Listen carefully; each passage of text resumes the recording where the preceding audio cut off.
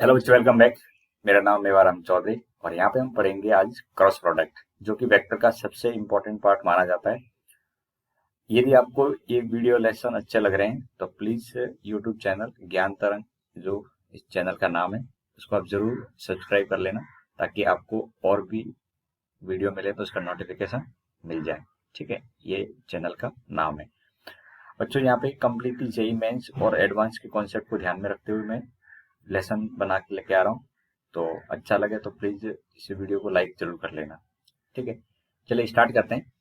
तो पहले just previous lesson में हमने क्या पढ़ा था उसको रिकॉल कर लेते हैं। प्रोजेक्शन एंड डॉट प्रोडक्ट के बारे में डिटेल में हमने पढ़ा था। तो पहले एक क्वेश्चन देखते हैं जो 2019 का क्वेश्चन है और उसके अंदर प्रोजेक्शन का कॉन्सेप्ट अप्लाई हो रहा है। क्वेश्चन देखेंगे क्या है। यहाँ पे ए वेक्टर आपको गिवन है, B vector and C vector, कोई 3 वेक्टर गिवन है और साथ में गिवन है प्रोजेक्शन ऑफ ए। इस लाइन को आप समझना, projection of be on A is a. यहाँ पे क्या लिख रखा है कि बी वेक्टर का ए पे जो प्रोजेक्शन है वो एग्जैक्टली ए के बराबर है। ठीक है, तो कैसे इसको मैनेज करेंगे। तो ऐसा है, ऐसे हमारे पास में बी वेक्टर है और इसका प्रोजेक्शन डालने पर ए वेक्टर के ऊपर, तो वो कितना है, एग्जैक्टली ए वेक्टर के बराबर ही है। ठीक है, जरूरी नहीं बराबर आ जाए, पर यहाँ पे बराबर है। तो हम जानते हैं प्रोजेक्शन क्या होता है। प्रोजेक्शन एक लेंथ होती है। प्रोजेक्शन क्या होती है, एक लेंथ होती है। तो प्रोजेक्शन लेंथ बी की ए पे निकालेंगे तो B vector dot A vector upon कितना आएगा, मोड ए। और वो कितनी है, ए वेक्टर के बराबर। अब यहाँ पे बच्चों ध्यान देने वाली बात है, ए वेक्टर के बराबर है पर प्रोजेक्शन एक लेंथ होती है, तो हमें यहाँ पे क्या लेना पड़ेगा, मोड ए लेना पड़ेगा। ये बात समझ में आ रही है आपको। B dot A upon mod A is equal to क्या है, ए वेक्टर है, लेकिन मुझे यहाँ पे ए वेक्टर की जगह क्या लेना पड़ेगा, मोड ए लेना पड़ेगा। इसको आप थोड़ा सा अरेंज करके लिखोगे तो B vector dot A vector is equal to कितना हो जाएगा, मोड ए का होल स्क्वायर हो जाएगा। ठीक है, अब आप यहाँ से इसको पुट करिए, बी वेक्टर को और ए वेक्टर को, B one dot B two J और रूट टू के। ये बी वेक्टर हो गया डॉट ए वेक्टर कितना है, आई प्लस जे और रूट टू के इज इक्वल टू कितना है, मोड ए का होल स्क्वायर। अब मोड ए का होल स्क्वायर लिखेंगे कितना आएगा, 1 का स्क्वायर प्लस 1 का स्क्वायर और 2। ठीक है, ये आपका आ गया मोड ए का होल स्क्वायर। ये जो ए वेक्टर है इसका स्क्वायर कर दिया मैंने। इसको फर्दर सिंप्लीफाई करेंगे तो ये बी1 होगा। बी1 डॉट प्रोडक्ट करते समय केवल कॉफिशिएंट मल्टीप्लाई होते हैं, तो बी1 और यहाँ पे आई का कॉफिशिएंट 1 है, बी1 प्लस बी2 root two into root two 2 हो जाएगा, इक्वल टू कितना आ जाएगा बच्चों, यहाँ से इक्वल टू देखेंगे तो 4 आ रहा है। और इसको फर्दर सिंप्लीफाई करूंगा तो मेरे पास में आ गया B one plus B two equal to 2। एक इक्वेशन निकल के आ गई जिसमें बी1 प्लस बी2 की वैल्यू कितनी है, 2 है। इतना ठीक है।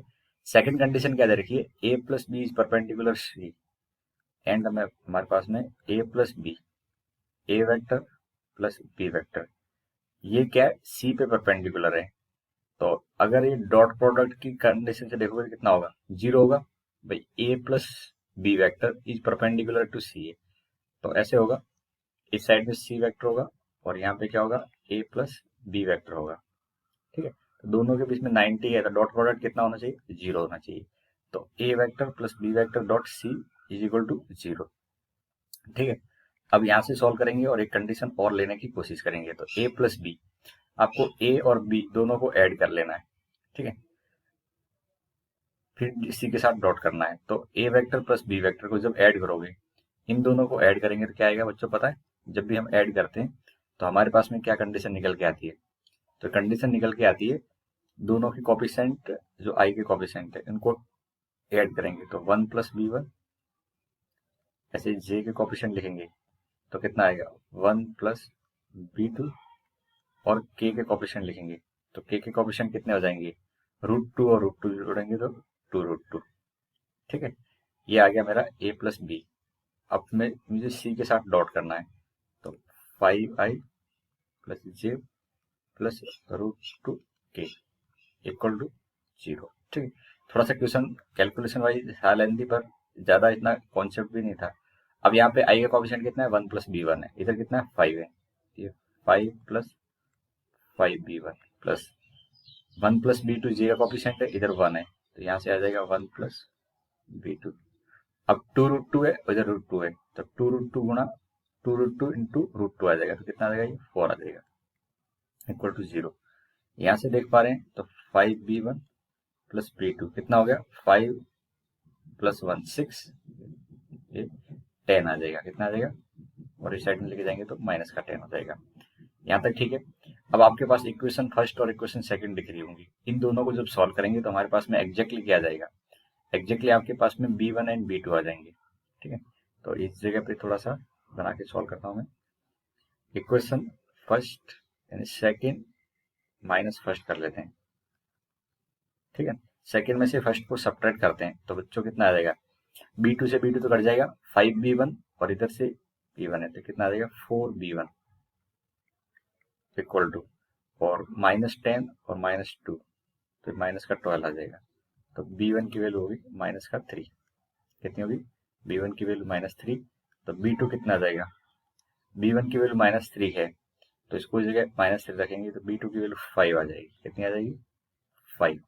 इतना ठीक है, ये दोनों समझ में आ गए। नाउ मैं कलर चेंज कर रहा हूँ, जो भी आपको अब रेड में दिख रहा है वो नेक्स्ट कैलकुलेशन है। ठीक है, नाउ आपके पास में अब बताओ बी वेक्टर कितना हो जाएगा, तो आप देखोगे तो आपके पास में बी वेक्टर जो है b1 क्या मतलब माइनस का 3i प्लस b2 का मतलब 5j प्लस √2k। अब मुझे इसका मॉडुलस लेना था, तो मॉडुलस लेंगे तो कितना आएगा, अंडर रूट के अंदर -3 का तो 9 हो जाएगा, 5 का 25 और प्लस 2, और ये आप सॉल्व करोगे तो 6 निकल के आ जाएगा, क्या आ जाएगा 6 निकल के आ जाएगा, जो कि डी ऑप्शन हमें दिख रहा है। तो देखिए डॉट प्रोडक्ट के एप्लीकेशन में प्रोजेक्शन सबसे इंपॉर्टेंट पार्ट माना जाता है, तो इस टाइप के हमें इक्वेशन देखने को मिलते हैं। तो उम्मीद है आपको ये वाला पार्ट अच्छे से समझ में आ गया होगा। चलिए अब बढ़ते हैं आगे और क्रॉस प्रोडक्ट समझने की कोशिश करते हैं। ठीक है, इसको वेक्टर प्रोडक्ट भी बोलते हैं बच्चों, क्या बोलते हैं, वेक्टर प्रोडक्ट भी बोला जाता है।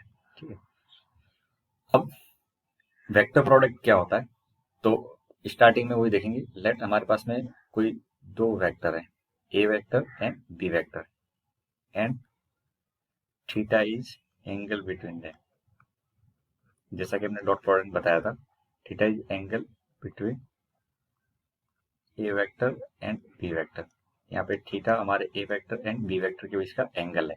देन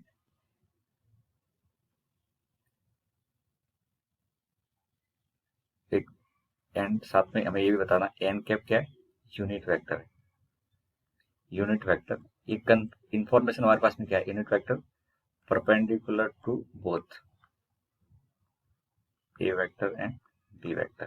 पहले स्टेटमेंट देख लो, यदि हमारे पास में कोई दो वेक्टर हैं A vector and B vector, theta उनके बीच का एंगल है, वो भी इससे बात होगा एंगल तो, और एन कैप कोई यूनिट वेक्टर है जो कि ए एंड बी के दोनों की परपेंडिकुलर है। देन ए क्रॉस बी क्या कहते हैं आप लोग, then A cross B is called dot cross product, क्या बोलते हैं, ए क्रॉस बी को क्रॉस प्रोडक्ट बोलते हैं। अब इसकी जो डेफिनेशन निकल के आती है, तो ए क्रॉस बी जो निकल के आएगा, तो ए क्रॉस बी को यहाँ पे डिफाइन किया जाता है mod A mod B sine theta N to N cap, ये पूरा एक मैग्नीट्यूड है और साथ में क्या लिखेंगे एन कैप लिखा जाता है। अब बच्चों थोड़ा सा क्रॉस प्रोडक्ट का आइडिया लेने से पहले, ये एक फिजिकल क्वांटिटी है जिसकी हमें फिजिक्स के अंदर बहुत सारे जगह जरूरत पड़ती है। जैसे आप मुंह में बहुत सारी जगह टॉर्क वगैरह के केस देखते हो, तो उस केस में हमें इस टाइप के दो वेक्टर की क्रॉस प्रोडक्ट की जरूरत पड़ती है। तो हमारी जरूरत को पूरा करने के लिए क्रॉस प्रोडक्ट को डिजाइन किया गया है। तो हम फिजिक्स के अकॉर्डिंग नहीं समझते हुए केवल मैथ की डेफिनेशन को यहाँ पर क्लियर करने की कोशिश करेंगे, एग्जैक्टली ए क्रॉस बी होता है क्या। तो सपोज मेरे पास में कोई दो वेक्टर है, यहाँ से समझने की कोशिश करना, ये मेरे पास में आपको देख पा रहे हो, तो ये पेन है, ये दो वेक्टर है, ठीक है, एक वेक्टर है और एक दूसरा वेक्टर है। सपोज इसको मैं ए वेक्टर बोल रहा हूँ और इसको बी वेक्टर बोल रहा हूँ। तो अगर मैं एक साइड में, जिस साइड में ये पेन है, ठीक है, समझने की कोशिश करना, और मैं एक पहली वाली पेन की तरफ मेरी उंगली रखता हूँ और दूसरी वाली पेन की तरफ अपनी उंगली को घुमाता हूँ, उंगली को घुमाएंगे, तो उस कंडीशन में मेरा जो थंब जिस डायरेक्शन में जा रहा होगा, मेरा थंब जिस डायरेक्शन में जा रहा होगा, वो डायरेक्शन क्या कहती है, क्रॉस प्रोडक्ट की डायरेक्शन को शो करती है। किसकी डायरेक्शन को शो करती है, क्रॉस प्रोडक्ट की डायरेक्शन को शो करती है। तो हम ये कहेंगे A cross B is a vector which is perpendicular to both A and B and इस direction is denoted by thumbs. जिसकी डायरेक्शन किससे डिनोट करेंगे, थम्स से डिनोट की जाती है। अब मैंने मान के चलो इस साइड में पेन की डायरेक्शन रखा, अभी मैं जो रोटेट कर रहा था वो कौन सी डायरेक्शन में थे, एंटी क्लॉकवाइज डायरेक्शन में थे, ये डायरेक्शन अप की आ रही थी। अब मैंने ऐसे कर दिया, इस वाली पेन से दूसरी वाली पेन की तरफ अगर रोटेट कर रहा हूँ तो अब मेरी डायरेक्शन डाउन साइड जा रही है। तो इसमें डिपेंड करता है कि हम क्रॉस प्रोडक्ट ए से बी निकाल रहे हैं या बी से ए निकाल रहे हैं। दोनों ही केस में डायरेक्शन एक में अप आती है और एक में डाउन आती है। तो डिपेंड करता है कि हम क्रॉस प्रोडक्ट में किस टाइप का क्रॉस प्रोडक्ट निकाल रहे हैं, ए से बी जा रहे हैं या बी से ए जा रहे हैं। अब यहाँ पे जो अप जा रही है ये क्या है, इस प्लेन के परपेंडिकुलर है। थोड़ा सा इसको और ज्योमेट्रिकली हम समझने की कोशिश करें तो देखिए ऐसा है कि सपोज करिए हमारे पास में ऐसे कोई दो वेक्टर हैं जो एक प्लेन में, हम जानते हैं दो वेक्टर हमेशा एक प्लेन डिजाइन करते हैं। तो लेट से ये हमारा कोई ए वेक्टर है, ठीक है, और इसी वेक्टर के साथ में कोई एक दूसरा वेक्टर है जो कोई एंगल जनरेट कर रहा है और इसका नाम मैंने दे दिया बी वेक्टर, और उसके बीच में क्या है, एंगल थीटा है।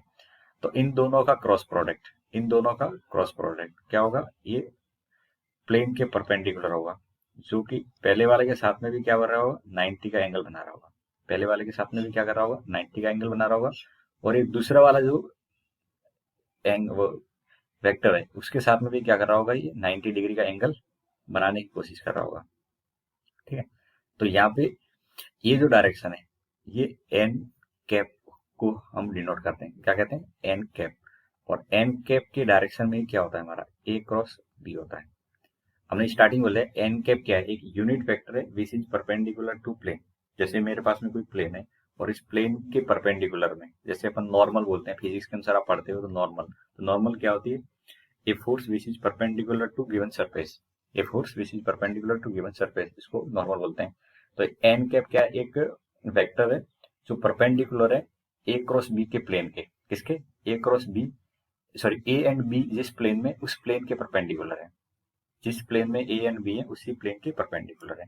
तो यहाँ पे आपको ध्यान रखना है, ये जो हमारा ऊपर की तरफ जा रही है लाइन, तो ये क्या है, दोनों के साथ परपेंडिकुलर है। जो ये अपर साइड में जा रही है वो 90 डिग्री बना रही है। अगर मैं देखूंगा तो ये बी वेक्टर था, तो इस वेक्टर से भी 90 डिग्री पे कौन है, एन कैप है। और अगर ए की बात करें तो इसके भी 90 डिग्री पे ये भी 90 डिग्री का एंगल बना रही है। तो दोनों ही केस में आपको 90 समझना आना चाहिए, ठीक है। हम इमेजिन करेंगे 3D फिगर, बट यहाँ पे 2D जैसा दिख रहा है, तो थोड़ा सा आपको इमेजिनेशन अच्छी करनी पड़ेगी। तो क्या बताया, ए क्रॉस बी क्या है, ए क्रॉस बी एक वेक्टर है जो कि ए एंड बी के परपेंडिकुलर है और उसकी डायरेक्शन एन कैप के अलोंग होती है। किसके अलोंग होती है, एन कैप के अलोंग होती है।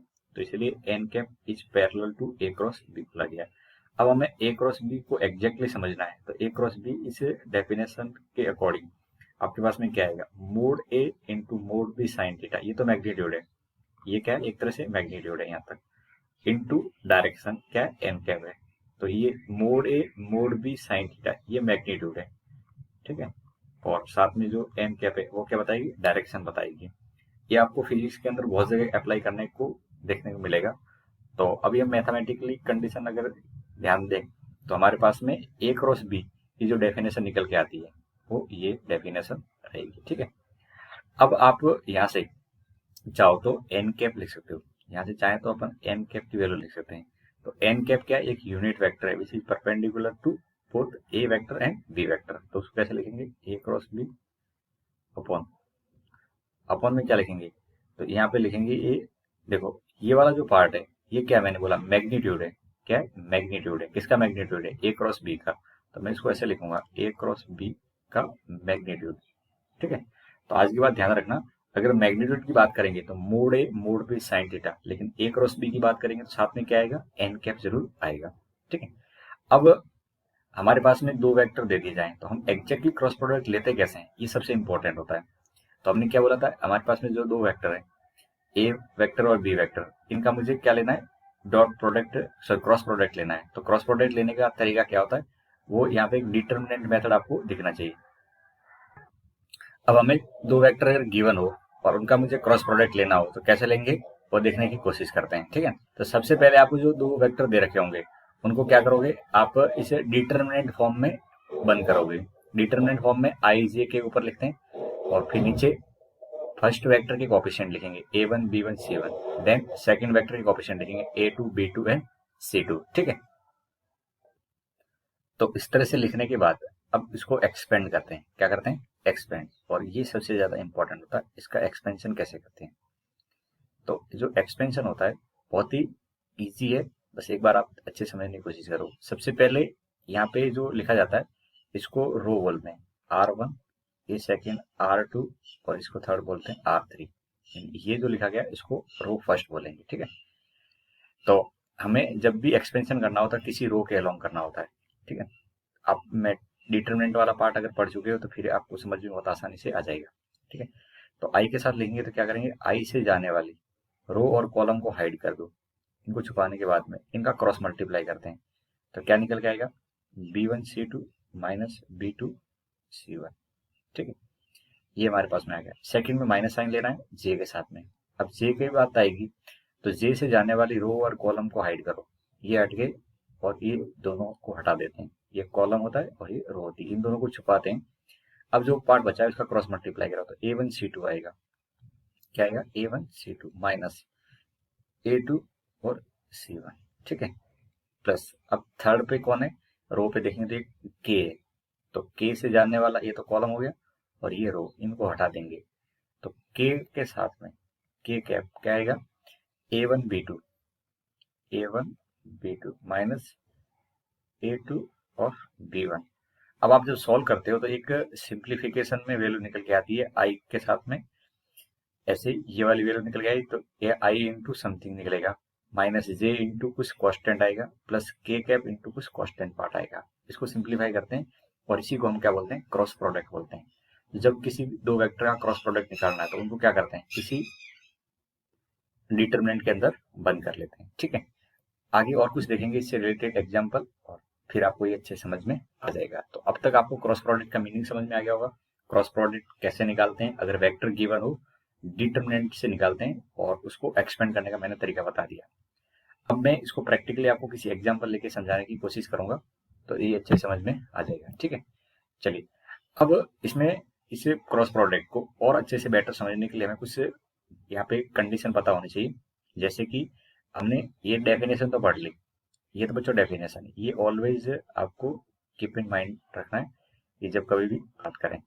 तो अब हमारे पास में जो रिजल्ट निकल के आते हैं वो ऐसे आते हैं कि यदि आई क्रॉस आई, जैसे हमने डॉट की बात करी थी, आई क्रॉस आई कितना होना चाहिए, जे क्रॉस जे क्या होना चाहिए और के क्रॉस के क्या होके आना चाहिए वैल्यू। तो बच्चों आई क्रॉस आई ये 0 होता है। कैसे भाई, आई क्रॉस आई करेंगे तो ए वेक्टर की वैल्यू कितनी है आई, बी वेक्टर की वैल्यू कितनी है आई, और साइन थीटा, थीटा क्या होता है, एंगल बिटवीन बोथ वेक्टर। तो यहाँ पे आई का आई के साथ एंगल कितना बनेगा 0, तो मोड आई कितना होता है 1, फिर सेकेंड लिखेंगे तो ये 1 और साइन 0 इंटू एम कैप। इसको जब सॉल्व करोगे तो बच्चों ये 0 निकल के आएगा। क्या निकल के आएगा, 0। सिमिलरली जे क्रॉस जे ये भी 0 आएगा, क्योंकि जे का जे के साथ में एंगल 0 बनता है और साइन ऑफ 0 0 ही होता है। और के क्रॉस के लिखेंगे तो ये भी कितना आएगा, 0 आएगा। ठीक है, तो इस तरह से आपको आई, जैसे मैंने दिखा था वहां पे आई डॉट आई 1 होता था, जे डॉट जे 1 होता था, के डॉट के 1 था, यहाँ पे क्रॉस है तो आई का आई के साथ क्रॉस कितना होगा 0। रीजन क्या है, साइन 0 0 होता है इसलिए 0 बन जाता है। वहां पे कॉस थीटा आता है और क्रॉस प्रोडक्ट में साइन थीटा आता है। सिमिलरली अब मुझे ऐसे याद करना है तो आई क्रॉस जे, ये रिजल्ट क्या निकल के आएगा, जे क्रॉस के, इसकी वैल्यू क्या निकल के आएगी, और के क्रॉस आई ये क्या निकल के आएंगे। तो बच्चों देखो आई क्रॉस जे, जब मैं इसको सॉल्व करूंगा तो आई और जे का क्रॉस प्रोडक्ट लेना है। तो उसकी आप ऐसे डायरेक्शन सोचिए कि जब बात करेंगे तो ये आई इस साइड में होता है और जे उसके 90 डिग्री पे होता है, और इन दोनों का क्रॉस प्रोडक्ट लेंगे तो मुझे आई से जे की साइड में उंगली मूव करनी है। तो जब मैं आई से जे की साइड में जाएगा तो मेरा थंब क्या होगा, आपको अगर बोर्ड में एक साइड में आई देख रहे हैं और दूसरी साइड में जे, तो जब आप इसको मूव करोगे तो आपका थंब बोर्ड के बाहर की तरफ आ रहा होगा और वो डायरेक्शन कौन सी होती है, जेड एक्सिस की डायरेक्शन होती है, और उसको हम यहाँ पे के कैप से डिनोट करेंगे। तो आई क्रॉस जे, ध्यान से सुनना, आई क्रॉस जे का नॉर्मल कौन होगा, के कैप होगा। आई क्रॉस जे का नॉर्मल कौन होगा, के होगा। तो इस डायरेक्शन से मोड आई तो 1 हो जाएगा, मोड जे भी 1 होगा, साइन 90 1 होता है, लेकिन एन कैप की जगह कितना आएगा, ये एन कैप की वैल्यू आई क्रॉस जे के लिए एन कैप क्या होगा, के कैप होगा। तो यहाँ से आपको क्या करना है, इसको के कैप लिखना है। ऐसे जे क्रॉस के, जे से के की तरफ जाएंगे, जे से के की तरफ, तो उसकी डायरेक्शन एक्स एक्सिस की तरफ मूव करेगी। जे और के का क्रॉस प्रोडक्ट की साइड में जाएगा आई की तरफ, तो यहाँ पे आई कैप आएगा और इधर जे कैप आ जाएगा। ठीक है, अब इसमें ध्यान देने वाली बात ये कि मैंने एक्स एक्सिस के अकॉर्डिंग जब इसको देखा, देखो ये एक्स एक्सिस, लेट से ये वाई एक्सिस, और इधर से अपन जेड एक्सिस लेते हैं, एक्स एक्सिस, वाई एक्सिस और जेड एक्सिस। तो अगर मैं रोटेट इस साइड में कर रहा हूं तो एक्स और वाई का क्रॉस प्रोडक्ट जेड की साइड में जाएगा। ठीक है, ऐसे वाई और जेड का, वाई से जेड, एरो देखने की कोशिश करना, वाई से जेड जाएंगे तो क्या आएगा, वो एक्स एक्सिस के अलोंग नॉर्मल जा रही होगी, और जेड से एक्स की तरफ जा रहे होंगे, जेड से एक्स की तरफ, तो नॉर्मल की साइड में जा रहा होगा, वाई डायरेक्शन में जा रहा होगा। ठीक है, तो अब हमें ध्यान रखना है कि यदि हमारी डायरेक्शन, अब डायरेक्शन कैसी है, एंटी क्लॉकवाइज डायरेक्शन है बच्चों। अगर एंटी क्लॉकवाइज डायरेक्शन है तो उस केस में आपके पास में जो क्रॉस प्रोडक्ट की वैल्यू निकल के आएगी वो पॉजिटिव निकल के आएगी। तो यहाँ पे हम ध्यान देंगे आई से, बस ये जो मैंने सर्कल बना रखा है इसी से आपको ध्यान समझना, आई से जे की तरफ जा रहे हैं तो रिमेनिंग कौन है, के, तो ये आपको के की डायरेक्शन में मिलेगा। अब मैं जे से के की तरफ जा रहा हूँ तो इसमें रिमेनिंग कौन हो गया, आई, तो जे से के वाले का पार्ट आई आएगा, और के से आई की तरफ जा रहे हैं तो उसमें रिमेनिंग कौन है, जे। बस इसको आप अच्छे से माइंड में रखोगे।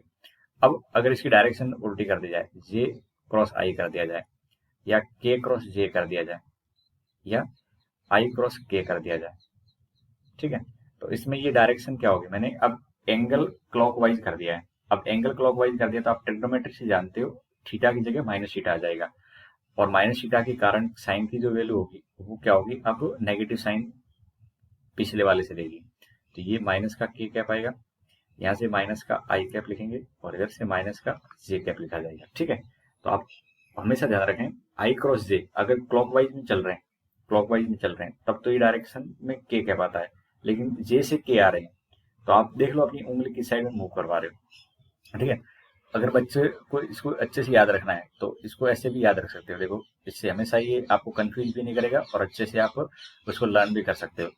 आई जे और उसको के याद रखो। ठीक है, तो अगर मैं इस साइड में जा रहा हूँ आई से जे तो बचा कौन, के, और जे से के जा रहे हैं तो बचा कौन, आई, और के से आई की तरफ जा रहे हैं क्रॉस प्रोडक्ट में, बचा कौन, जे। तो इस तरह से आप सर्कुलर में याद कर सकते हो। अगर ये सर्कल क्लॉकवाइज में क्या है, सर्कल आई से जे में जा रहे हैं तो क्लॉकवाइज में आई से जे, ठीक है, ये सर्कल में देखना। ठीक है, वैसे अगर एक्स वाई जेड की बात करें तो वो अलग होती है, लेकिन इस सर्कल के अकॉर्डिंग देखेंगे तो आपको ऑलवेज दिक्कत भी नहीं आएगी। आई से जे जा रहे हैं तो जे के आएगा। ठीक है, अब मैं आगे बढ़ता हूँ और थोड़ा सा और आपको डिटेल में समझाने की कोशिश करता हूँ। तो अब थोड़ी सी इसकी प्रॉपर्टी के बारे में डिस्कस करेंगे। तो प्रॉपर्टी क्या होनी चाहिए, तो सबसे पहले तो ये याद रखेंगे कि ए क्रॉस बी कभी भी बी क्रॉस ए के बराबर नहीं होता है, यानी यहाँ पे कम्यूटेटिव प्रॉपर्टी फॉलो नहीं होती है। ठीक है, आप खुद सोचो कि आपका अगर ये वेक्टर ए है, ठीक है, और इस साइड में ए वेक्टर बी है, जिसको मैं ए बोल रहा हूँ और इसको बी बोल रहा हूँ, तो ए क्रॉस बी करेंगे तो इसमें डायरेक्शन कैसी है, एंटी क्लॉकवाइज है, और बी क्रॉस ए करेंगे तो बी से ए की तरफ जाएंगे तो क्लॉकवाइज डायरेक्शन में, तो दोनों में क्या डायरेक्शन ऑपोजिट है, तो ये आपस में बराबर नहीं होते हैं। तो क्या होते हैं, तो आपको हमेशा याद रखना है ए क्रॉस बी की value minus of B cross A के इक्वल टू होती है, क्या होती है, minus of B cross A के इक्वल टू होती है। ठीक है, इसको ध्यान रखें। सेकंड प्रॉपर्टी एसोसिएटिव वाली, तो एसोसिएटिव में क्या करेंगे, अगर मेरे पास में ऐसा दे रखा है ए क्रॉस बी क्रॉस, ठीक है, सपोज करो ऐसा कुछ दे रखा है, ठीक है, तो मैं इसमें क्या कर सकता हूँ, तो यहाँ पे सिंपली बच्चों आप जैसे डिस्ट्रीब्यूशन करते हैं, ये एसोसिएटिव नहीं है, डिस्ट्रीब्यूशन के अकॉर्डिंग है, तो ए क्रॉस बी हो जाएगा प्लस बार कौन है ए, तो ये ए क्रॉस सी हो जाएगा। ठीक है, तो इसको इस तरह से याद रखें। थर्ड प्रॉपर्टी, यदि ऐसा दे रखा है ए क्रॉस, यहाँ पे कोई कांस्टेंट है और बी क्रॉस है, A vector cross constant of B, यहाँ पे मल्टीप्लाई मत समझना, अब क्रॉस प्रोडक्ट बोलेंगे उसको, क्या बोलेंगे, क्रॉस प्रोडक्ट। तो इसमें कॉन्स्टेंट है, नहीं बाहर आ जाता है और सिंपली ए क्रॉस बी हो जाता है, यानी कोई भी कॉन्स्टेंट वैल्यू दे दी, जैसे ऐसा दे दिया 2i क्रॉस 3j, तो इसका मीनिंग क्या होगा, यहाँ पे 2 और 3 तो बाहर आ जाएंगे, 6 बन गए और सिंपली i क्रॉस j हो जाएगा। कितना होगा, i क्रॉस j हो जाएगा, तो कॉन्स्टेंट पार्ट बाहर आ जाता है। इस पार्ट को आप ध्यान रखें, ये वाला इंपॉर्टेंट पार्ट था, ठीक है। ये जो हमने ऊपर लिखा है ये वेरी वेरी इंपॉर्टेंट पार्ट है, क्योंकि इसी के बेस पे बहुत सारे इक्वेशन होंगे जिसमें आपको मल्टीप्लाई कर सकता है। दोनों साइड से अलग होता है, यहाँ से इसको भी लिख सकते हैं या उल्टा भी लिख सकते हैं, जैसी जरूरत पड़ेगी वैसा हम इसको काम में लेंगे, ठीक। अब आगे और समझने की कोशिश करेंगे। तो मेरे पास में अगर ए क्रॉस बी, ठीक है बच्चों, ये 0 आ रहा है, तो इसका क्या मीनिंग होगा, अगर ए क्रॉस बी 0 आ रहा है तो यहाँ पे इसके बहुत सारे मीनिंग हो सकते हैं। डेफिनेशन वाइज देखें तो ए क्रॉस बी की डेफिनेशन क्या होती है, डेफिनेशन की वाइज देखें तो मोड ए होता है, मोड बी होता है और साइन थीटा होता है और इंटू एन कैप होता है। अब ये 0 हो रहा है तो हो सकता है कि यहाँ पे ए वेक्टर का मॉडुलस 0 आ जाए, ये हो सकता है कि मोड ए 0 आ जाए, ठीक है, या हो सकता है कि मोड बी 0 आ जाए, या हो सकता है कि थीटा की वैल्यू 0 हो जाए, थीटा एन एंगल बिटवीन दो वेक्टर क्या हो जाए, 0 हो जाए। तो एंगल बिटवीन टू वेक्टर 0 है तो साइन थीटा की वैल्यू 0 हो जाएगी, तो एक पॉसिबिलिटी ये भी बनती है। तो ए क्रॉस बी 0 है, ए क्रॉस बी 0 है, तो उस केस में आपके पास में एक पॉसिबिलिटी ये भी बन सकती है कि ए एंड बी क्या हो, पैरेलल हो या कोलिनियर हो, ठीक है। अगर 0 डिग्री का एंगल बना रहा है तो एक डायरेक्शन होंगे, कोलिनियर होंगे, या 180 का एंगल बना रहे हैं तो पैरेलल की कंडीशन हो सकती है। तो ए क्रॉस बी की केस में 0 बोल रहे हैं तो ए एंड बी पैरेलल हो सकते हैं, माइट भी, जरूरी नहीं हमेशा पैरेलल ही होगी, बट कंडीशन है कि A vector not equal to 0 हो और B vector not equal to 0 हो, तब तो अपन बोलेंगे A cross B equal to 0 है तो ए एंड बी क्या है, पैरेलल है। अदरवाइज आपको ए को भी 0 वेक्टर कहना पड़ सकता है या बी को भी 0 वेक्टर कहना पड़ सकता है। तो इस पॉइंट को आप ध्यान रखें, ये भी कई जगह काम में आएगा, ठीक है। अब अगले वाला पॉइंट वेरी वेरी इंपॉर्टेंट है जो मैं अभी यहाँ पे लिख रहा हूँ, अब समझना बच्चों, ए क्रॉस और यहाँ पे बी प्लस सी ऐसा कुछ लिखा है और ये अगर 0 आ जाए तो इसका क्या मीनिंग समझेंगे। अब मैंने बोल दिया यहाँ पे ए वेक्टर बी प्लस सी ये नॉन जीरो है, ये नॉन जीरो है, तो आपको ये समझना पड़ेगा। तो ए वेक्टर ये पैरेलल है किसके, बी प्लस सी वेक्टर के, क्या है, बी प्लस सी के पैरेलल है। अभी मैंने जस्ट बताया कि भाई आपके A vector and B plus C non zero है और फिर भी इनका क्रॉस प्रोडक्ट 0 हो रहा है, तो केवल और केवल एक ही पॉसिबिलिटी बचती है कि दोनों क्या रहे होंगे, पैरेलल रहे होंगे। और पैरेलल में हमने जाना है कि इनके बीच में जो रिलेशन होता है वो क्या होता है, एक वाला वेक्टर और दूसरे वाले वेक्टर के बीच में क्या होता है, लैम्डा टाइम होता है। तो यहाँ पे आप चाहो तो लिख सकते हो B vector plus C vector is equal to lambda time A vector, ठीक है, इसको ऐसा भी लिख सकते हैं। बहुत जगह ये आगे जाके हमें क्वेश्चन के अंदर अप्लाई करने को मिलेगा। तो जो मैंने 4 और 5 पॉइंट लिखे हैं ये अपने आप में इंपॉर्टेंट है कि दो का क्रॉस प्रोडक्ट अगर 0 हो रहा है और वो खुद नॉन जीरो है तो इसका मतलब वो पैरेलल वेक्टर रहे होंगे, ठीक है। अब देखिए आगे और कुछ ज्योमेट्रिकल एप्लीकेशन समझने की कोशिश करते हैं। तो यहाँ तक बात आपको समझ में आ गई। अब देखिए आगे कि यदि हम ज्योमेट्रिकल सिग्निफिकेंस की बात करें तो ए क्रॉस बी का मीनिंग क्या होता है। तो बच्चों यहाँ से इसको अच्छे से आप अंडरस्टैंड करने की कोशिश करना, क्योंकि अब ये एप्लीकेशन पार्ट स्टार्ट होता है जो कि हमें एक्चुअली क्वेश्चन के अंदर देखने को मिलेगा।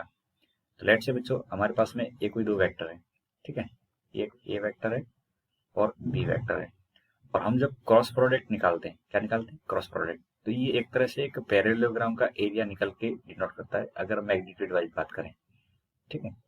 तो आपको पता ही है अगर हमारे पास में दो वेक्टर ए, तो इसको मैं पैरेललोग्राम के अकॉर्डिंग देखना चाहूँ तो ये वाला पार्ट कितना बन जाएगा, ये भी बी वेक्टर बन जाएगा और ये ऊपर वाला पार्ट क्या बन जाएगा, ये आपका ए वेक्टर बन जाएगा। इतना ठीक है। तो आप यहाँ से एक पैरेललोग्राम भी देख पा रहे हो, क्या देख पा रहे हैं, पैरेललोग्राम भी एक देख पा रहे हैं। अब इस पैरेललोग्राम के अंदर इस पैरेललोग्राम का जो एरिया होगा वो बेसिकली ए क्रॉस बी के मैग्नीट्यूड के बराबर होता है। एरिया क्या होता है, ए क्रॉस बी के मैग्नीट्यूड के बराबर होता है। अब ये कैसे होता है उसको मैं समझाने की कोशिश करता हूँ। अब देखो ये कैसे निकल के आता है, ए क्रॉस बी इसी एरिया को डिनोट करता है, ये मैं आपको समझाने की कोशिश करता हूँ, ठीक है। तो देखिए ये एंगल सेट से थीटा है, तो आपको एक पैरेललोग्राम दिखा होगा ए बी सी डी, देख पा रहे हो। अब इस पैरेललोग्राम का मुझे एरिया निकालना है, तो मैं यहाँ पे थोड़ा सा कंस्ट्रक्शन करता हूँ और फिर आपको ये अच्छे से समझ में आ जाएगा। कंस्ट्रक्शन कैसे करें, अगर मैं इसको मिला देता हूँ यहाँ से, जस्ट वेट, हाँ, अगर इसको मिला दे, ठीक है, तो आपको एक ट्रायंगल दिख रहा होगा, ए बी डी ट्रायंगल दिख रहा है। ए बी डी ट्रायंगल का एरिया और ये ऊपर का जो ट्रायंगल दिख रहा है जिसको मैं बोल रहा हूँ बी सी डी, ये दोनों क्या होंगे, एरिया वाइज बराबर होंगे। तो मुझे पैरेललोग्राम का एरिया निकालना है, तो एक तरह से मुझे किसका एरिया निकालना पड़ेगा, सिंपली ए बी डी का एरिया निकाल के उसको डबल कर सकता हूँ मैं, ठीक है। अब ए बी डी का एरिया कैसे निकालें, इस पे थोड़ा सा अपन मेहनत करने की कोशिश करते हैं। तो देखिए, अगर मैंने इसको थोड़ा सा यहाँ पे परपेंडिकुलर डालने की कोशिश करी है और इसका नाम दे दिया ई, तो मुझे कोई बताएगा ये जो डी ई होगा ये एक तरह से क्या है, ये तो हाइट है, ये क्या है, हाइट भी है, और ये कितना आएगा, तो आपको सबको पता होना चाहिए ये मोड बी साइन थीटा निकल के आएगा। कितना निकल के आएगा, मोड बी साइन थीटा निकल के आएगा, आएगा नहीं आएगा। अब यहाँ से अपन लिखें एरिया ऑफ ट्रायंगल, कौन सा ट्रायंगल, ए बी और डी, तो कितना होगा, तो आपको हाफ बेस इंटू हाइट, होगा नहीं होगा। अब बेस कितना है, तो आप कहोगे मैं सिंपली ज्योमेट्री के अकॉर्डिंग लिख रहा हूँ, तो बेस कितना है ए बी, और हाइट कितनी है, हाइट है आपका डी ई, तो यहाँ पे मल्टीप्लाई हटा देते हैं और डी ई लिखने की कोशिश करते हैं। अब एरिया में लेंथ होती है बेस, तो हाफ, ए बी की वैल्यू कितनी आएगी बताओ मुझे, ए बी क्या है, एक तरह से ए वेक्टर का मॉडुलस है, तो half A B mod A vector आ जाएगा। डी कितना है, डी मैंने ऊपर लिख रखा है, तो कितना है मोड बी और साइन थीटा, इतना समझ में आ रहा है। यदि आप इसको देखोगे, यदि इस वाले रिजल्ट को देखने की कोशिश करते हो अंदर अंदर, तो ये आपको क्या दिख रहा है, ये ए क्रॉस बी का मैग्नीट्यूड, ये क्या है, ए क्रॉस बी का मैग्नीट्यूड है। तो मैं इसको ऐसे लिख सकता हूँ, हाफ ए क्रॉस बी का मैग्नीट्यूड, क्योंकि इसमें डायरेक्शन नहीं है तो क्रॉस प्रोडक्ट बोलना तो गलत है, लेकिन मैग्नीट्यूड बोल सकते हैं। तो ये एरिया निकल के आ गया ए बी डी ट्रायंगल का, क्या निकल के आ गया, ए बी डी ट्रायंगल का एरिया निकल के आ गया। अब इस एरिया को मैं अगर डबल कर दूं, तो area of parallelogram, area of parallelogram, ठीक है, ये मैंने पैरेललोग्राम लिख दिया, तो कितना होगा, 2 time area of triangle A B D, इसका 2 टाइम होगा। तो 2 टाइम का मतलब ये 2 से मल्टीप्लाई करेंगे तो 1/2 कट जाएगा, और केवल क्या बचेगा, ए वेक्टर क्रॉस बी वेक्टर का मॉडुलस बच जाएगा। तो ये पैरेललोग्राम का एरिया यहाँ से प्रूफ हो गया, ठीक है। अब हमको क्वेश्चन के अंदर ऐसा दे रखा होगा कि किसी पैरेललोग्राम की दो एडजेसेंट साइड, एडजेसेंट साइड का मतलब एक ही जगह से दो निकलने वाली साइड, तो एडजेसेंट साइड अगर ए वेक्टर एंड बी वेक्टर से डिनोट की जा रही है, एडजेसेंट साइड को क्या कर रहे हैं, A vector and B vector से डिनोट कर रहे हैं, तो उस केस में उस पैरेललोग्राम का एरिया कितना होगा, हाफ ए क्रॉस बी हो जाएगा, ठीक है, कितना होगा, हाफ ए क्रॉस बी। अब अगर मुझे केवल ट्रायंगल की बात करनी है, ऐसे आपको एक ट्रायंगल दे दिया जाए, क्या दे दी जाए, ट्रायंगल जिसकी दो साइड दे दी जाए, समझना ये पॉइंट आगे हमें एरिया के फॉर्म में ट्रायंगल के लिए भी याद रखना है। लेट से ये ए वेक्टर है और ये बी वेक्टर है, तो ऑब्वियस सी बात है ये वाला जो सामने वाला पार्ट होगा, ठीक है, ये वाला कितना होगा, B vector minus A vector. हालांकि मुझे इसकी कोई जरूरत नहीं है, एरिया निकालते समय एरिया निकालना है तो ट्रायंगल की दो साइड ही काफी होती है, ठीक है। अगर लेंथ वाइज बात करें तब तो आपको तीनों साइड पता होनी चाहिए, ये दो साइड के बारे में पता हो और बीच का एंगल पता हो। तो यहाँ पे वेक्टर के फॉर्म में देखेंगे तो दो साइड का लेंथ पता होता है और बीच का एंगल पता होता है, तो दो वेक्टर से काम चल जाता है हमारा 3D के अंदर एरिया निकालने के लिए वेक्टर फॉर्म में। तो इस केस में अगर आपको मैं यहाँ पे ए बी और सी नाम देता हूँ तो इसका एरिया कितना होगा बताओ, तो ये एरिया बिल्कुल ऐसा होगा जैसे ए बी डी ट्रायंगल का एरिया लिखा है, तो यहाँ पे एरिया कितना होगा, हाफ ए वेक्टर क्रॉस बी वेक्टर। बच्चों ध्यान देना यहाँ पे वेक्टर का क्रॉस प्रोडक्ट निकालने के बाद उसका मॉडुलस लेना नहीं बोला है, ठीक है। अगर मॉडुलस नहीं लेते हैं और ऐसे ही लिख लेते हैं तो इसको एरिया बोलते हैं, लेकिन एरिया वेक्टर बोलेंगे, क्या बोलेंगे, वेक्टर एरिया बोलेंगे, ठीक है। एरिया एक स्केलर क्वांटिटी होती है, तो स्केलर क्वांटिटी लेने के लिए आपको मॉडुलस लेना बहुत ही जरूरी है, ठीक। तो ये आपको ज्योमेट्रिकल एप्लीकेशन एक पार्ट समझ में आ गया होगा कि ए क्रॉस बी इस पैरेललोग्राम को डिनोट करता है जिसकी adjacent side A vector and B vector से डिनोट की जा रही है, ठीक है। अब हमारे पास में ट्रायंगल का एरिया जैसे मैंने अभी जस्ट डिस्कस किया था, दो साइड से पूछ सकते हैं। जब किसी ट्रायंगल की दोनों साइड दे रखी हो, दो साइड दे रखी हो, ठीक है। तो ये जस्ट पिछले वाला केस ही है, ऐसे आपको दो साइड दे दी जाए, ठीक है। तो उस केस में एरिया कैसे लिखेंगे, तो यहाँ से एक ट्रायंगल जनरेट कर लेना, ठीक, और उसका एरिया लिखना है। तो जस्ट पिछले वाला केस ही मैं रिपीट कर रहा हूँ, एरिया, ठीक है, थोड़ा सा प्रॉपर लिखें। तो यहाँ पे एरिया लिखेंगे तो कितना हो जाएगा, half modulus of A cross B, A cross B, और ये एरिया है तो स्क्वायर यूनिट तो आएगा ही आएगा, ठीक है। अब सेकंड केस ये हो सकता है कि आपको ट्रायंगल दे दिया जाए, क्या दे दिया जाए, ट्रायंगल दे दिया जाए, लेकिन उसे ट्रायंगल के अंदर साइड में देखे वर्टेसेस दे दे, ठीक है, क्या दे दे, साइड में देखे उसके वर्टेसेस दे दिए जाए। लेट्स से इस वर्टेसेस को ए वेक्टर से डिनोट कर रहे हैं, बी वेक्टर का पोजीशन वेक्टर दे दिया जाए, ठीक है। तो पोजीशन वेक्टर दे दिया जाए तब एरिया कैसे निकालेंगे, हो सकता है आपको साइड दे दी जाए वेक्टर के फॉर्म में, तो एरिया जो फर्स्ट वाला केस है उससे लिखना है। और यदि आपको यहाँ पे वर्टेसेस के पोजीशन दे दिया तो आप क्या करोगे, तो बच्चों हम यहाँ पे इस जो एरिया वाला पार्ट है उसको हमारे प्रीवियस फर्स्ट केस के अकॉर्डिंग कन्वर्ट करने की कोशिश करेंगे, ठीक है। क्या करेंगे, फर्स्ट केस के अकॉर्डिंग कन्वर्ट करने की कोशिश करेंगे। तो देखिए अगर मैं इसको नाम बोलता हूँ, ये ए बी और सी है, ठीक है। तो एरिया एक तरह से क्या है, half A B cross A C है, क्या है, half A B cross A C, देख पा रहे हो।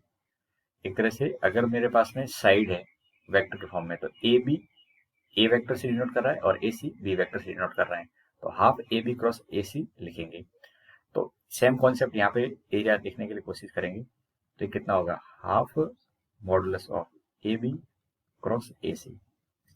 अब आपको क्या करना पड़ेगा, यहाँ पे बच्चों ए बी की वैल्यू लिखने की कोशिश करेंगे, तो ए बी वेक्टर कितना आएगा, तो ए बी वेक्टर तो एक पोजिशन वेक्टर के अकॉर्डिंग लिखेंगे, तो B vector minus A vector आएगा।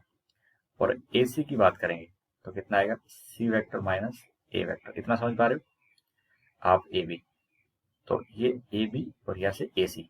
आगे मैं बताऊंगा इसको दो तरीके से और भी एक्सप्रेस कर सकते हैं। तो ए बी की वैल्यू लिखेंगे तो B vector minus A vector, ठीक है, क्रॉस ए सी की वैल्यू लिखेंगे तो C vector minus A vector, ठीक है। तो half A B cross A C जब वैल्यू पुट करेंगे तो अब मुझे इसको मल्टीप्लाई करना है, तो मल्टीप्लाई करेंगे तो कितना आएगा, यहाँ से देखेंगे तो बी क्रॉस सी आएगा, मल्टीप्लाई जिससे आप करते हो वैसे ही, बस क्रॉस प्रोडक्ट इसमें लिखते जाना है। तो बी क्रॉस सी,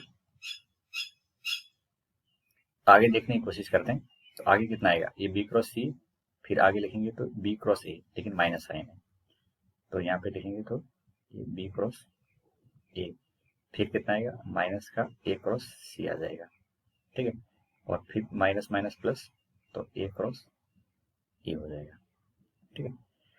अब आपको मैंने जस्ट थोड़ी देर पहले समझाया था कि यदि माइनस साइन आगे आता है तो उसको आप अरेंज कर सकते हो, तो बी क्रॉस सी, ये बी क्रॉस ए, तो क्या बच्चों मैं इसको ए क्रॉस बी लिख सकता हूँ, भाई माइनस साइन है और आगे बी क्रॉस ए है, तो हम इसको बदल के ए क्रॉस बी लिख सकते हैं, इससे प्लस मिल जाएगा। ऐसे माइनस आगे ए क्रॉस सी है तो इसको मुझे पॉजिटिव करना है, तो उसको डायरेक्शन चेंज करनी पड़ेगी, सी क्रॉस ए लिखना पड़ेगा। अब बताओ खुद का खुद के साथ क्रॉस प्रोडक्ट कितना होगा, ए क्रॉस ए लिखेंगे तो कितना होगा, मोड ए, फिर मोड ए और साइन जीरो, तो जीरो आएगा। तो बच्चों ध्यान रखें खुद का खुद के साथ क्रॉस प्रोडक्ट ऑलवेज जीरो होता है, खुद का खुद के साथ क्रॉस प्रोडक्ट कितना होता है, जीरो, तो ये वाला पार्ट तो जीरो हो जाएगा, ठीक है। तो एक जो रिजल्ट निकल के आ रहा है इसको मैं एक क्रम में लिखना चाहूँ तो ये ए क्रॉस बी आ रहा है, क्या आ रहा है, ए क्रॉस बी, फिर आ रहा है बी क्रॉस सी, फिर आ रहा है सी क्रॉस ए, ठीक है। तो इस तरह से हम एरिया लिख सकते हैं यदि हमारे पास में क्या पता हो, आपको वर्टेसेस की पोजीशन अगर गिवन हो तो उस केस में एरिया इस तरह से लिखा जाएगा। अब ये रिजल्ट याद करने के बजाय बच्चों इस वाले रिजल्ट को याद करना, ये वाला, ठीक है।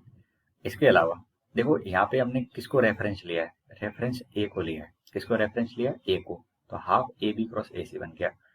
या ऐसा भी हो सकता है अगर मैं रेफरेंस यहाँ पे अगर चेंज करके बी को रेफरेंस कर लेता हूँ, क्या करता हूँ, बी को रेफरेंस करता हूँ, तो ये बन जाएगा बच्चों, बी को रेफरेंस करेंगे तो ये B A cross B C भी बन सकता है, कोई परेशानी नहीं, बिल्कुल ऐसे आ जाएगा।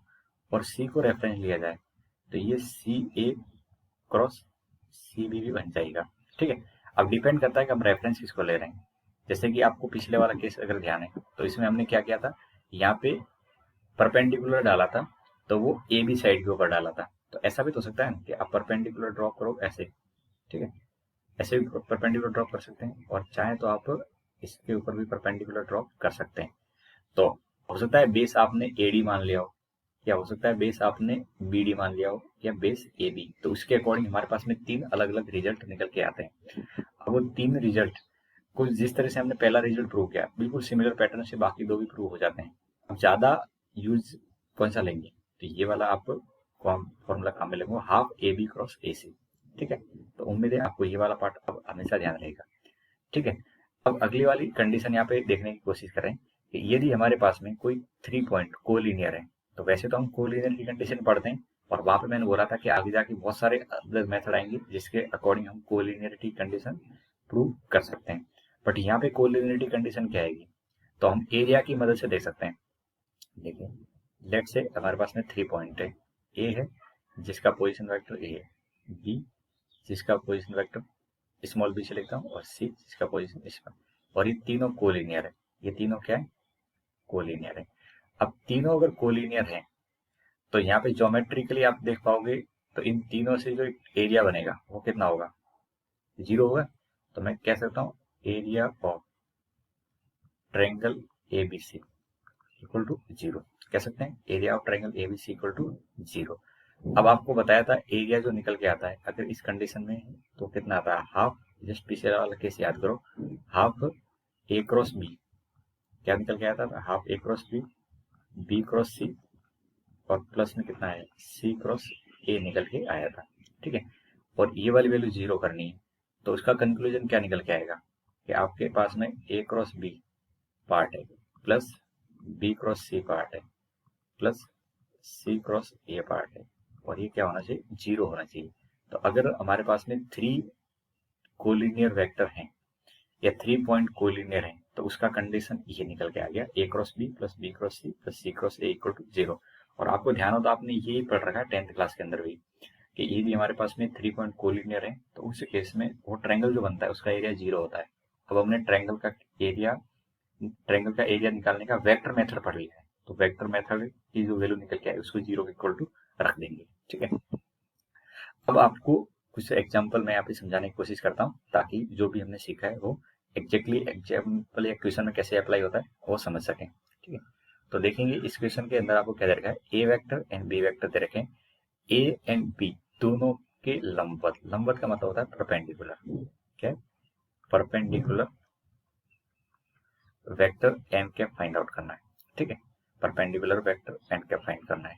तो हम जानते हैं एन कैप जो होता है वो क्या होता है, A cross B upon A cross B का मॉडुलस होता है, ठीक है।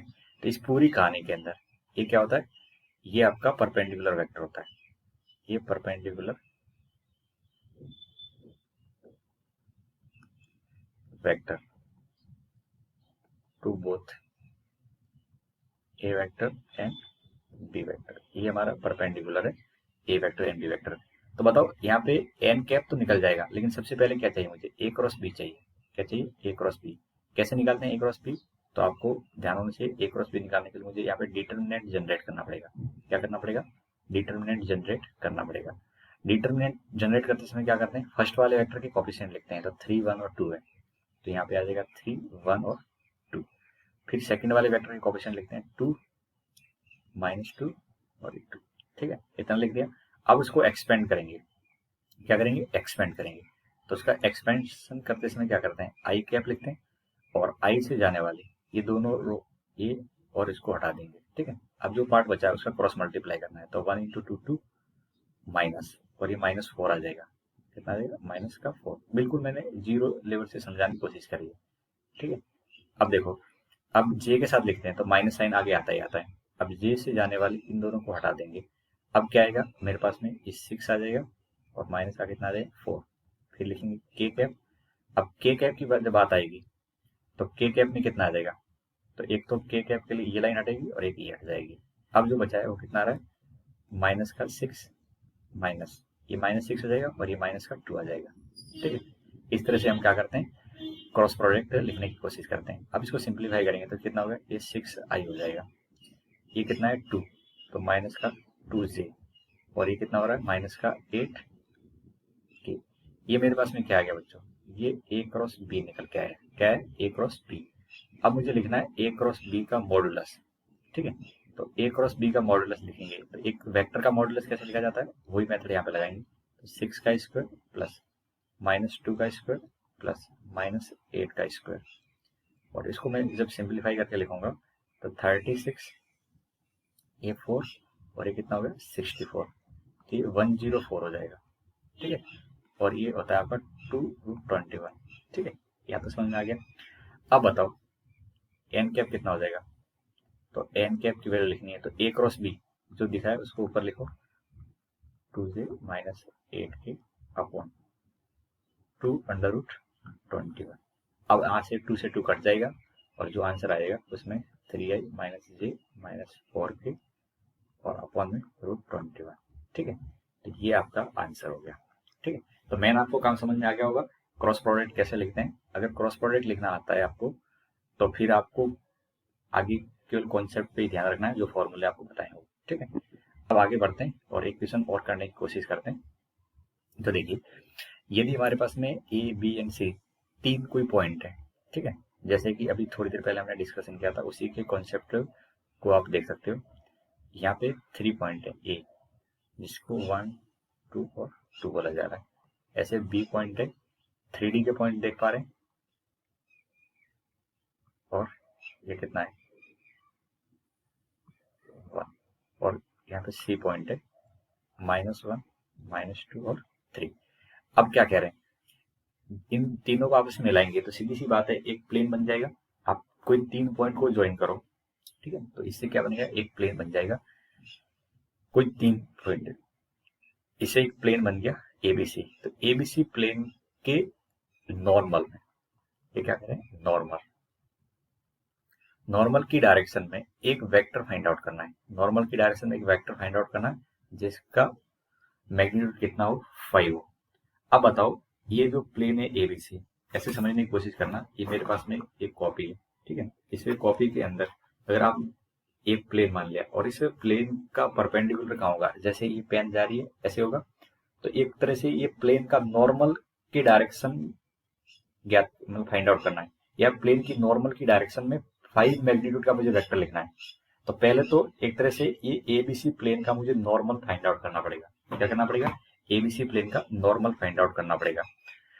अब आप बताओ, ये जो नॉर्मल होगा यहाँ से, ठीक है, ऐसे एक नॉर्मल होगा, और इस नॉर्मल की डायरेक्शन में मुझे 5 का मैग्नीट्यूड चाहिए। तो पहले नॉर्मल तो निकले मेरे, क्या निकले, पहले नॉर्मल वेक्टर तो निकले। अब नॉर्मल वेक्टर को निकालना है, तो कैसे निकालोगे आप समझने की कोशिश करना, और अगर ये नॉर्मल का आपको आइडिया मिल गया तो फिर आसानी से सॉल्व कर सकते हो। तो लेट से मैंने ये ऐसा लिया, ठीक है, ये एक वेक्टर ले लिया ए बी, और एक ये वाला वेक्टर है ए सी, देख पा रहे हो। तो अब यहाँ पे क्लियर करो आप, ये जो नॉर्मल की डायरेक्शन होगी वो क्या होगा, ए बी और ए सी। देखो खुद समझने की कोशिश करोगे, ए बी और ए सी, अगर ए बी की डायरेक्शन में मैंने कुछ रखा है, जैसे ए बी ऐसे रखा है, देख पा रहे हो ऊपर की तरफ, और ऐसे मैं करता हूँ, तो ये मेरा अंगूठा कहाँ जा रहा है, इस प्लेन के ऊपर की तरफ जा रहा है, नहीं जा रहा है, यानी ए बी क्रॉस ए सी। ध्यान से सुनना मेरी बात है, ए बी क्रॉस ए सी क्या होगा, ये ऊपर की तरफ जा रहा है, मेरे फेस की तरफ आ रहा है, तो इसमें जो नॉर्मल की डायरेक्शन होगी वो बच्चों नॉर्मल किस डायरेक्शन में होगा, तो आपका नॉर्मल होगा वो पैरेलल होगा ए बी क्रॉस ए सी के। किसके पैरेलल होगा, इतनी बात समझ में आ रही है। आप ए बी क्रॉस ए सी करो, सीधी सी बात है, वो क्या होगा, इससे प्लेन के नॉर्मल होगा।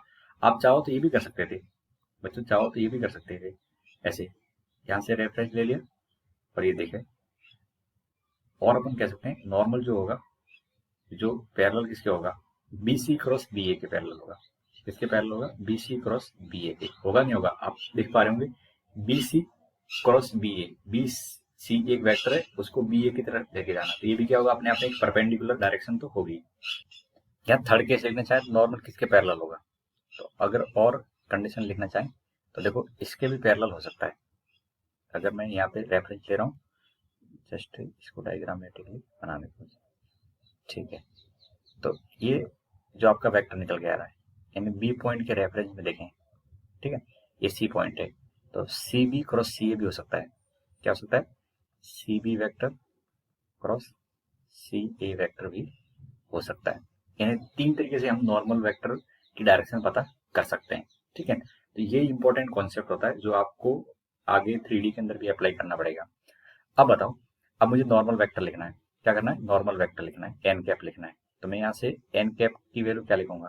तो आप कहोगे सर ऐसा लिख दो, A B cross A C upon, ये तो हमने पढ़ के आए थोड़ी देर पहले कि नॉर्मल की डायरेक्शन लिखनी है, तो ए बी क्रॉस ए सी का मैग्नीट्यूड, ठीक है।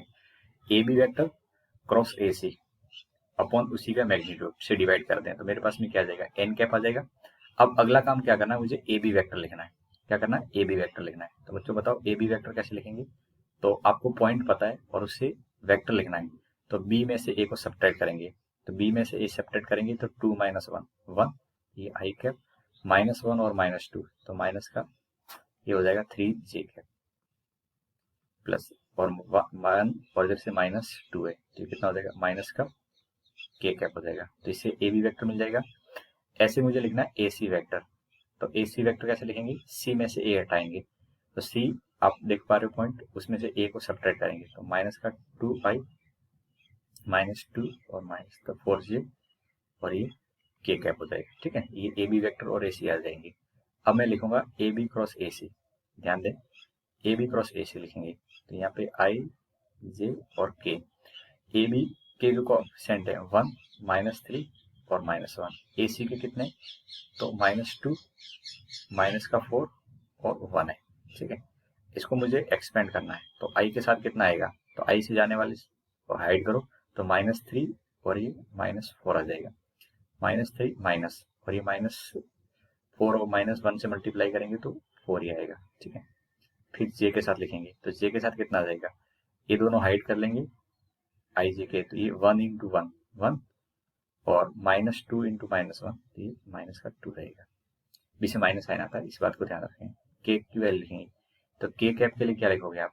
1 × -4, तो माइनस का 4 और -2 × -3, ये माइनस का 6, बीच में माइनस साइन है, वो तो प्लस हो जाएंगे, -2 × -3। तो अब यहाँ से आप लिखोगे तो ये आ रहा आपका माइनस का 7i प्लस जे और ये माइनस का 10 के कैप, ठीक है। ये यहाँ तक आ गया। अब इसका मैग्नीट्यूड लिख लो, तो ए बी क्रॉस ए सी का जो मैग्नीट्यूड लिखेंगे, तो ये मैग्नीट्यूड कितना आ जाएगा? यहाँ से देखेंगे तो ये -7 का स्क्वायर करेंगे तो 49 प्लस 1 और -10 का स्क्वायर करेंगे तो 100, तो कितना हो गया? ये 150 हो गया। कितना हो गया? अंडर रूट के अंदर 150, राइट। तो इसको लिख सकता हूँ मैं 5√6। क्या लिख सकते हैं बच्चों? 5√6 लिख सकते हैं। तो आपका एन कैप क्या बन जाएगा? ए बी क्रॉस ए सी। अब मैं केवल कैलकुलेशन कर रहा हूँ, कॉन्सेप्ट की बात तो अपन ने पहले कर ही चुके हैं। यहाँ पे मुझे नॉर्मल वेक्टर लिखना है, तो मैं 3 तरीके से लिख सकता हूँ। तो नॉर्मल वेक्टर लिखने पे ये कितना आ रहा है? तो ए बी की वैल्यू माइनस का 7i प्लस जे और माइनस का 10k और इधर कितना आ गया? ये 5√6 आ गया। ये नॉर्मल वेक्टर आ गया। अब नॉर्मल की डायरेक्शन में कितना चाहिए मुझे? 5 यूनिट का चाहिए। कितना चाहिए? 5 यूनिट का वेक्टर चाहिए। तो आपको पता है अगर आपको 5 यूनिट का डायरेक्शन चाहिए, वेक्टर चाहिए, तो उसकी डायरेक्शन क्या होगी? एन कैप होगी। तो 5 यूनिट वाला वेक्टर, 5 यूनिट वेक्टर क्या हो जाएगा? 5 यूनिट वेक्टर जो होगा वो 5 एन कैप हो जाएगा। कितना होगा? 5 एन कैप, क्योंकि हमें नॉर्मल की डायरेक्शन में 5 यूनिट चाहिए। तो नॉर्मल जो वेक्टर निकला यूनिट वेक्टर, उसको 5 से मल्टीप्लाई कर दो, सिंपली काम हो जाएगा। तो मैं यहाँ से 5 से मल्टीप्लाई करूंगा, इस वाले रिजल्ट को आपको यहाँ पुट करना है, ठीक है। जब यहाँ पुट करेंगे तो आप देख पा रहे हो 5 से 5 तो कट जाएगा, 5 से 5 तो कट जाएगा, 7i प्लस जे और माइनस का 10k और अपॉन में कितना है?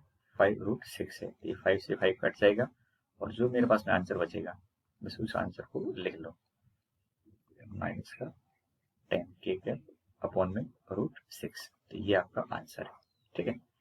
तो उम्मीद है आपको ये वाला पार्ट अच्छे से समझ में आ चुका होगा। अब एक और क्वेश्चन देखते हैं और फिर उसके बाद अगले लेसन के अंदर में इस क्रॉस प्रोडक्ट और डॉट प्रोडक्ट की रिलेटेड एक डीपीपी लेके आऊंगा जिसके अंदर काफी अच्छे क्वेश्चन होंगे। तो ये लास्ट क्वेश्चन है आज की क्लास का। उसके बाद आपको फिर मैं कुछ होमवर्क देके जा रहा हूँ जिसका डिस्कशन नेक्स्ट क्लास में होगा। चलिए, ये अच्छा क्वेश्चन है। किसी ए वेक्टर के लिए यहाँ पे बात की जा रही है, किसी ए वेक्टर के लिए हमें प्रूव करना है A cross I, A cross जे और ए क्रॉस के इज इक्वल टू 2a का होल स्क्वायर होता है, ऐसा हमें प्रूव करना है। अब बच्चों, इस रिजल्ट को प्रूव करने के लिए आपको कोई न कोई एक वेक्टर लेके चलना पड़ेगा, कोई न कोई एक वेक्टर लेके चलना पड़ेगा। तो लेट हम यहाँ पे एज्यूम करते हैं A vector is equal to a1i, b1j और c1k। ठीक है, ये वेक्टर मैंने एज्यूम कर लिया। और थोड़ा सा अच्छे से इसको एज्यूम करें, कोई दिक्कत नहीं, इसको ऐसे एज्यूम कर सकते हैं एक्स आई कैप, वाई जे कैप, जेड के कैप। कॉफिशिएंट थोड़ा सा लिखने में प्रॉपर लिया है इसलिए सर लिखा है। अब देखिए, मुझे क्या करना है, ए क्रॉस आई लिखना है और फिर इसका स्क्वायर करना है। तो पहले ए क्रॉस आई लिखने की कोशिश करेंगे।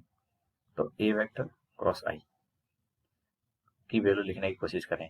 तो एक्स आई कैप, वाई जे कैप और जेड के कैप। इसका मुझे क्रॉस करवाना है किसके साथ में, आई कैप के साथ में। तो क्रॉस करवाने का तरीका आप जानते हो क्या होगा, ये हर एक वेक्टर इसके साथ मल्टीप्लाई हो जाएगा। तो कितना होगा, एक्स आई क्रॉस आई, एक्स आई क्रॉस आई। कॉफिशिएंट तो बाहर रहता है, ये आपको पता होना चाहिए।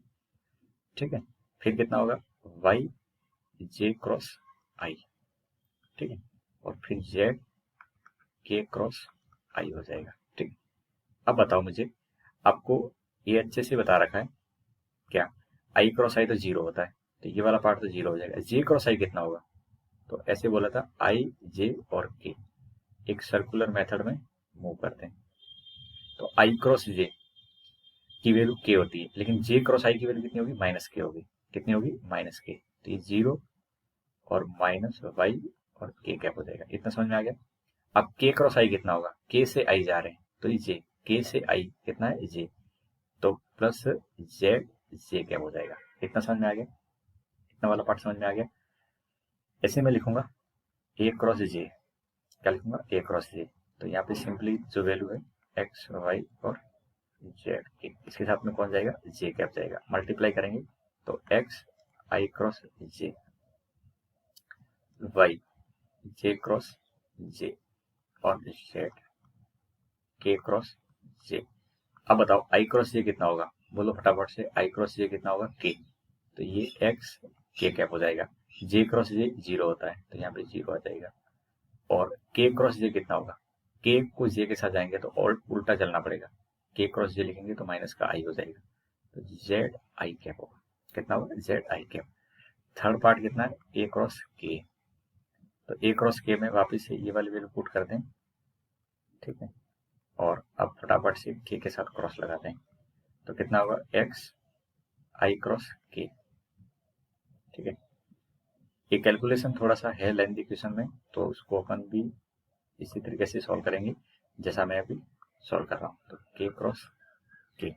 ठीक है, चलिए बताओ आई क्रॉस के कितना होगा। यहाँ से देखो आई क्रॉस के उल्टा जाना पड़ेगा, आई क्रॉस के तो माइनस का जे हो जाएगा, तो माइनस का एक्स जे कैप। जे क्रॉस के कितना होगा, जे से के जा रहे हैं तो आई हो जाएगा, तो वाई और ये आई कैप प्लस जीरो हो जाएगा। ठीक है, या तो समझ में आ गया। अब मुझे क्या करना है, इनका स्क्वायर करना है। तो एक एक करके स्टार्ट करते हैं। ए क्रॉस आई का मुझे स्क्वायर करना है। तो स्क्वायर करने का तरीका क्या है, इसी वाले पार्ट का स्क्वायर करेंगे। ठीक है, तो माइनस वाई के कैप और जेड जे कैप, इसका स्क्वायर करना है। तो मैं यहाँ पे लिख रहा हूँ। ठीक है, वाई के कैप और यहाँ पे जेड जे कैप, इसका मुझे स्क्वायर करना है। तो क्या होगा, वाई स्क्वायर हो जाएगा बच्चों। ध्यान है, जब भी स्क्वायर करते हैं तो क्या पहले वाले टर्म का स्क्वायर करना है। ये वाला फॉर्मूला मैं लगा रहा हूँ, A vector plus B vector का स्क्वायर जब करते हैं तो कितना होता है, mod A square mod B square plus 2a vector dot B vector. ये रिजल्ट यहाँ पे अप्लाई कर रहे हैं।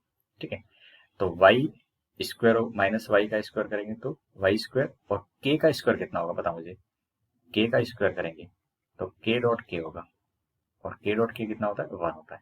कितना होता है, के डॉट के 1 होता है। ऐसे आई डॉट आई 1 होगा तो ये वाई स्क्वायर हो जाएगा, प्लस बी स्क्वायर करेंगे तो Z square J square, Z square तो रहेगा और जे स्क्वायर 1 हो जाएगा, माइनस 2 जेड वाई और के डॉट जे होगा, कितना होगा, के डॉट जे होगा। एक के डॉट जे कितना होता है, 0 होता है।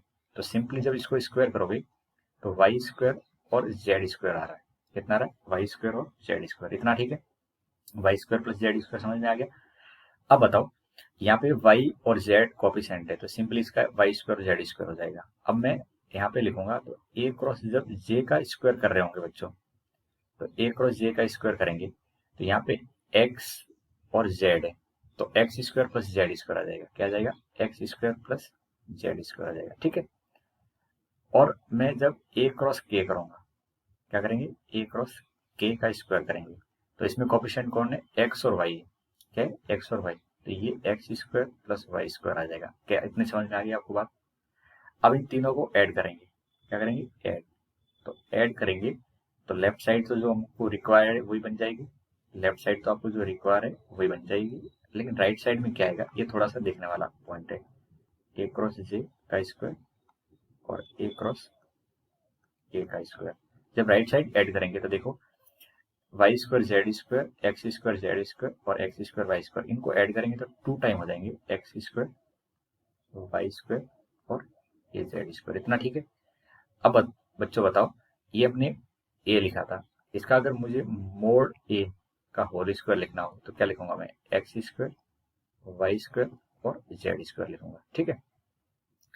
तो अब बताओ, ये जो हमारे पास में राइट साइड निकल के आ रहा है तो मैं इसको 2 टाइम मोड ए का होल स्क्वायर लिख सकता हूँ, 2 टाइम मोड ए का होल स्क्वायर आसानी से लिख सकते हैं, और वही हमें प्रूव करना था, तो यहाँ पे ये प्रूव हो गया।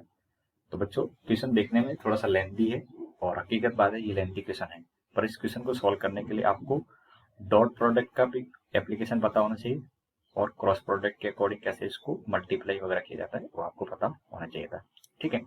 इतनी बात आपको अगर समझ में आ गई है तो हमको नेक्स्ट लेसन में क्वेश्चन कुछ करने हैं इसी application of cross product and dot product से रिलेटेड।